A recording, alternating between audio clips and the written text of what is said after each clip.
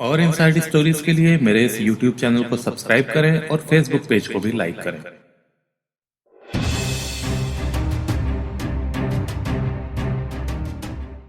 भारतीय खुफिया agency intelligence bureau यानी आईबी के सहायक तकनीकी सूचना अधिकारी चेतन प्रकाश कलाना 24 फरवरी को 2 दिन की छुट्टी पर दिल्ली से अपने घर कोटा जिले की रामगंज मंडी आए थे।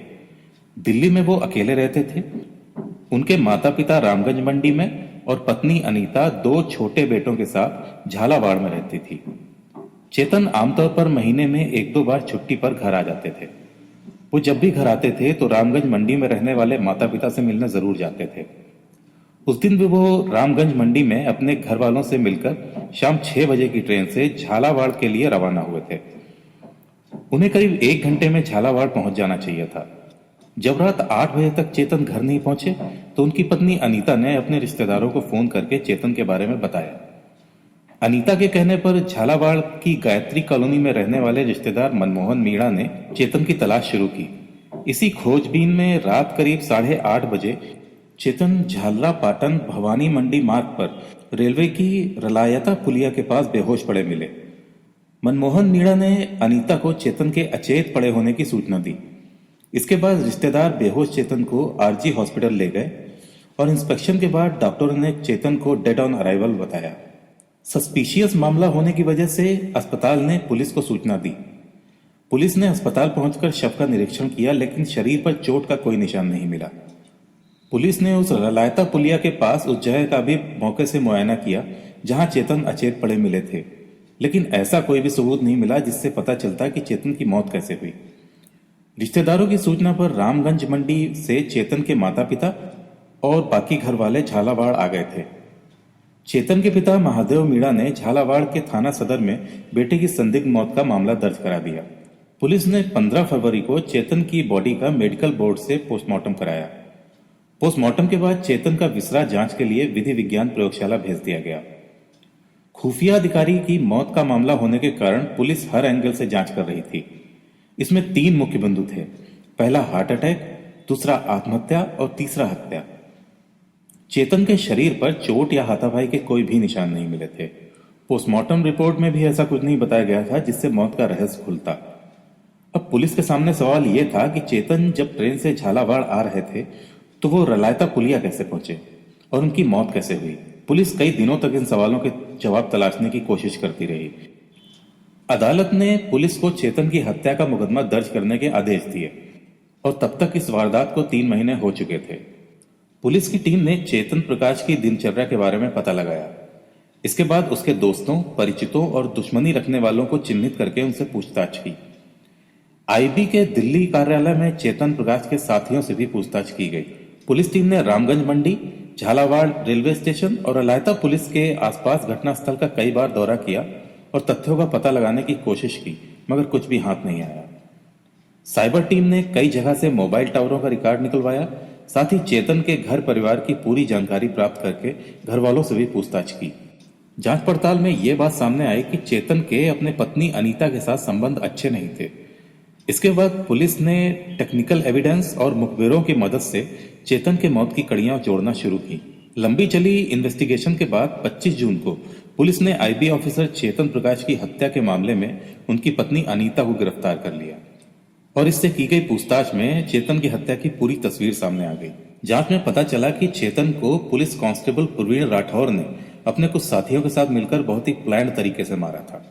चेतन की पत्नी अनीता भी इस वारदात में शामिल थी। कांस्टेबल प्रवीण के चेतन की पत्नी अनीता से अवैध संबंध थे। इन संबंधों को लेकर चेतन का अपनी पत्नी अनीता से कई बार झगड़ा भी हुआ था। चेतन को शक था कि उसका छोटा बेटा उसका नहीं बल्कि प्रवीण का है। चेतन ने छोटे बेटे का डीएनए टेस्ट कराने की बात भी की थी। इससे अनीता और प्रवीण को अपने अवैध संबंधों को राज खुलने का डर था और इसी वजह से उन्होंने चेतन को रास्ते से हटाने का फैसला कर लिया। कांस्टेबल प्रवीण राठौर ने अपने साथियों के सहयोग से चेतन को खत्म करने के लिए 5 बार प्रयास किए। 3 बार असफलता हाथ लगने के बाद उन्होंने चौथी बार चेतन को उसी के घर में मारने की प्लानिंग की थी, मगर उसमें भी कामयाबी नहीं मिली। फाइनली 5वीं बार चेतन को मारने में वो लोग कामयाब हो गए। कांस्टेबल प्रवीण राठौर पहले झालावाड़ पुलिस की स्पेशल टीम में तैनात था, बाद में एसीबी में चला गया। एसीबी में वो झालावाड़ में ही तैनात रहा। पुलिस कांस्टेबल होने के कारण प्रवीण को आपराधिक पैतरों की अच्छी जानकारी थी कि हत्या के मामले को साधारण मौत में कैसे दर्शाया जाए। इसके लिए उसने चेतन को किडनैप किया और उसे कैटामाइन इंजेक्शन की हैवी डोज देकर मौत की नींद सुला दिया। कैटामाइन इंजेक्शन रिस्ट्रिक्टेड नशीली दवा है। ये बाजार में खुले तौर पर नहीं मिलती है। कैटामाइन इंजेक्शन अस्पतालों और चिकित्सा संस्थानों में ही काम आता है।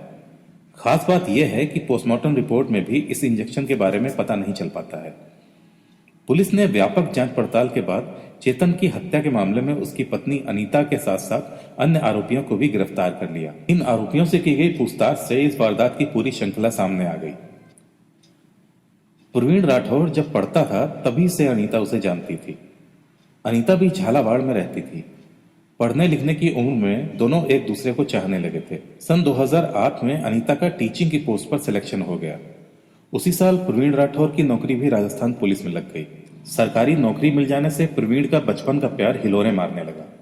उसने अनीता के सामने अपने प्यार का इजहार रखते हुए शादी का प्रस्ताव रखा, लेकिन सिचुएशंस ऐसी रही कि घर वालों की रजामंदी न मिलने से दोनों की शादी नहीं हो पाई। बाद में जनवरी 2011 में अनीता की शादी चेतन प्रकाश गलाना से हो गई। अनीता सुंदर भी थी और पढ़ी लिखी भी। वो झालावाड़ के पास असनावर गांव के स्कूल में नियुक्त थी। परेशानी यह थी कि चेतन की नियुक्ति दिल्ली में थी, जबकि अनीता की नियुक्ति उसके घर के पास ही थी। चेतन छुट्टी मिलने पर 15-20 दिन में एक दो दिन के लिए घर आते थे। शादी के कुछ महीने बाद ही अनीता के पैर भारी हो गए। चेतन को पता चला तो वो बहुत खुश हुए। सन 2012 में अनीता ने बड़े बेटे को जन्म दिया। पहली संतान के रूप में बेटा पाकर चेतन का पूरा परिवार खुश था। बेटे का नाम क्षितिज रखा गया। इस बीच 2011 में प्रवीण राठौर की भी शादी हो गई। प्रवीण की पत्नी भी पढ़ी लिखी थी। दिसंबर 2014 में प्रवीण की पत्नी का भी गवर्नमेंट टीचिंग पोस्ट पर सिलेक्शन हो गया और संयोग की बात यह थी कि उसका अपॉइंटमेंट भी असनावर के उसी स्कूल में हुआ जहां अनीता पहले से अपॉइंटेड थी। प्रवीण कई बार पत्नी को स्कूल छोड़ने या स्कूल से वापस लेने के लिए आता था।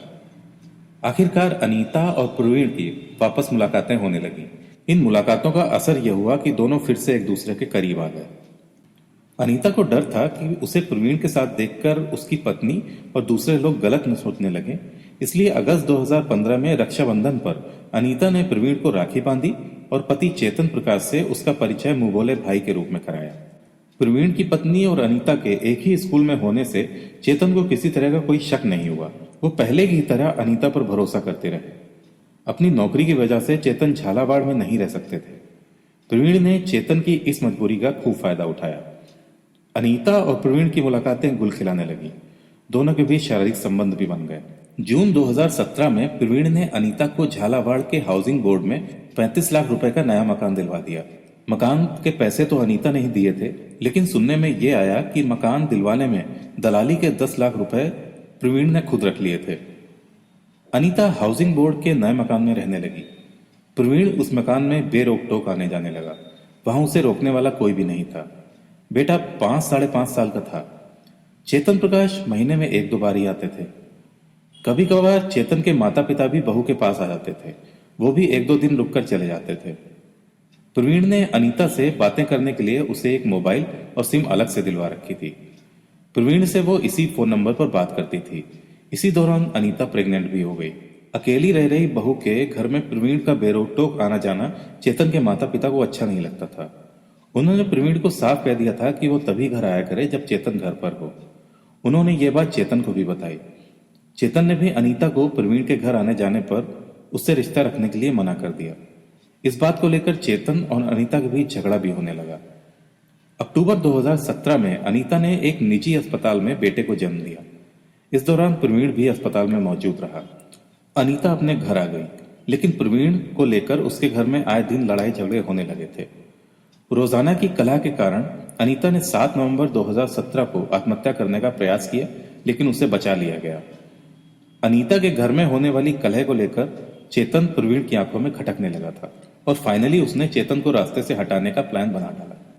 प्रवीण की दोस्ती वाहनों की खरीद फरोख्त करने वाले आरटीओ एजेंट का काम करने वाले शाहरुख से थी। शाहरुख झालावाड़ के तोपखाना मोहल्ले का रहने वाला था। प्रवीण ने दिसंबर 2017 में शाहरुख को बताया कि उसके रिश्ते की बहन को उसका पति मारता पीटता है, उसकी हत्या करनी है। इसके लिए प्रवीण ने शाहरुख को 3 लाख रुपए की सुपारी दी। प्रवीण ने शाहरुख को चेतन की शक्ल भी दिखा दी। शाहरुख ने इस काम के लिए अपने कुछ साथियों को शामिल कर लिया। इसके बाद इन लोगों ने 4 बार चेतन को मारने की कोशिश की, मगर किसी न किसी वजह से वो हर बार बचते रहे। चौथी बार इन लोगों ने चेतन को उसके घर में मारने का प्लान बनाया था, मगर घर के बाहर सीसीटीवी लगे होने की वजह से उनको ये प्लान ड्रॉप करना पड़ा। आखिरकार 14 फरवरी को उन्होंने 5वीं बार इस वारदात को अंजाम दे ही डाला। उस रात चेतन स्टेशन से पैदल जा रहे थे। हाउसिंग बोर्ड के सुनसान रास्ते में चेतन को रोककर प्रवीण ने अपने साथियों की मदद से जबरन कार की पीछे वाली सीट पर बैठा लिया। वो लोग चेतन को कार से आकाशवाणी के पीछे की तरफ हल्दी घाटी रोड पर ले गए। वहां प्रवीण और चेतन की अनीता को लेकर नोकझोंक भी हुई। प्रवीण ने कहा कि तुम अपनी प्रॉपर्टी अनीता के नाम क्यों नहीं करते। उसने ये भी कहा कि तुम ये क्यों कहते रहते हो कि छोटा बेटा मेरा है। इस पर चेतन ने कहा कि छोटा लड़का तुम्हारा ही है। चेतन के कहते ही प्रवीण ने अपने साथियों को इशारा किया और चेतन के दोनों हाथ पकड़ लिए। प्रवीण ने जेब से कैटामाइन के इंजेक्शन निकाले और सिरिंज में हैवी डोज भरकर चेतन की दोनों जगहों पर लगा दी। इसके बाद उसने चेतन की नाक भी दबा दी। इंजेक्शन लगने और नाक दबाए जाने के कुछ ही मिनटों में उनके प्राण निकल गए। इसके बाद प्रवीण ने उनकी जेब से मोबाइल निकाला और पुलिस को गुमराह करने के लिए अनीता को मैसेज किया कि वो ऑटो रिक्शा से पाटन होकर घर आ रहे हैं। इसके बाद प्रवीण और उसके साथी चेतन का शव रलायता पुलिया के पास फेंक कर चले गए। एसपी छगन सिंह राठौर के नेतृत्व में पुलिस ने डिटेल इन्वेस्टिगेशन की तो सबसे पहले पुलिस शाहरुख तक पहुंची। पुलिस ने उसे 20 जून को गिरफ्तार कर लिया। शाहरुख से पूछताछ में चेतन की हत्या का राज खुल गया। दूसरे ही दिन 21 जून को पुलिस ने उस ट्रक चालक शाकिर को भी गिरफ्तार किया जिसने 5 जनवरी को चेतन को ट्रक से कुचलने का प्रयास किया था। 22 जून को पुलिस ने एक प्राइवेट हॉस्पिटल के ऑपरेशन थिएटर इंचार्ज संतोष निर्मल को भी गिरफ्तार किया। कांस्टेबल प्रवीण के साथ जिम जाने और क्रिकेट खेलने की वजह से दोनों में दोस्ती थी। प्रवीण ने पिछले साल 31 दिसंबर को रेव पार्टी में नशा करने के लिए संतोष निर्मल से कैटामाइन इंजेक्शन मांगा था। संतोष ने दोस्ती के नाम पर उसे हॉस्पिटल के ऑपरेशन थिएटर के स्टोर से चोरी करके 500 मिलीग्राम के 2 इंजेक्शन दे दिए। ये इंजेक्शन प्रवीण ने संभाल कर रखे थे और चेतन को मारने के लिए इनका उपयोग किया। इस इंजेक्शन के सबूत फॉरेंसिक जांच में भी नहीं मिलते हैं। इसके बाद पुलिस ने 24 जून को चेतन की हत्या में शामिल एक नाबालिग लड़के को भी पकड़ा। उससे वारदात में इस्तेमाल किए गए बाइक और मोबाइल बरामद किए गए। पूरी वारदात में पत्नी अनीता की भूमिका सामने आने पर पुलिस ने 25 जून को उसे भी गिरफ्तार कर लिया। चेतन को दिल्ली से कब किस ट्रेन से आना जाना है और दिल्ली में उसका पता ठिकाना कहाँ है, प्रवीण को यह सब जानकारी अनीता ने ही दी थी।